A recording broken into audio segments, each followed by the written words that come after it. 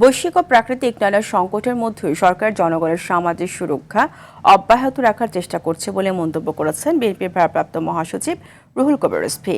সকালে শহীদ রাষ্ট্রপতি জিয়াউর রহমান ও সাবেক প্রধানমন্ত্রী বেগম খালেদা জিয়ার কবর জিয়ারত শেষে সাংবাদিকদের তিনি বলেন, চলমান যুদ্ধের কারণে জ্বালানির সংকট তৈরি হয়েছে, সংকট সমাধানে সরকার কাজ করছে বলেও জানান তিনি।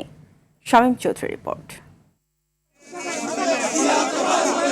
প্রধানমন্ত্রীর রাজনৈতিক উপদেষ্টার দায়িত্ব পাওয়ার পর রবিবার সকালে বিএনপির ভারপ্রাপ্ত মহাসচিব রুহুল কবির রিজভীকে সঙ্গে নিয়ে রাজধানীর শেরেবাংলা নগর জিয়া উদ্যানে যান জহির উদ্দিন স্বপন।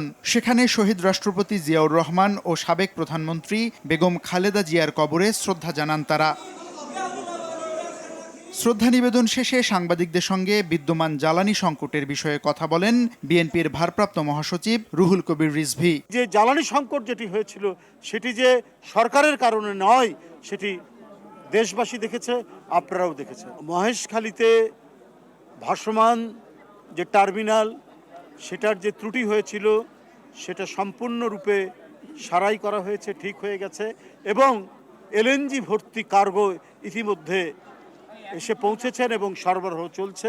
ফ্যাসিস্ট আমলে মেগা প্রকল্পের নামে মেগা দুর্নীতি হয়েছে, সেই অবস্থা থেকে উত্তরণ করে সরকার এখন প্রকৃত উন্নয়ন করছে বলেও জানান রিজভী। প্রতিটি ক্ষেত্রে সরকার যে কাজগুলি করছেন তার জবাবদিহিতা থাকবে, সেটি পার্লামেন্টে হতে পারে, সেটি নেতাকর্মীদের মধ্যেও সরকার মন্ত্রীরা সেই জবাবদিহিতা করবেন সাধারণ নেতাকর্মীদের মধ্যে, এবং গণমাধ্যমে আপনারা যারা আছেন আপনাদের মাধ্যমেও জবাবদিহিতা করছে সরকার। ইতিমধ্যে তার কয়েকটি দৃষ্টান্ত সেটি রেখেছেন।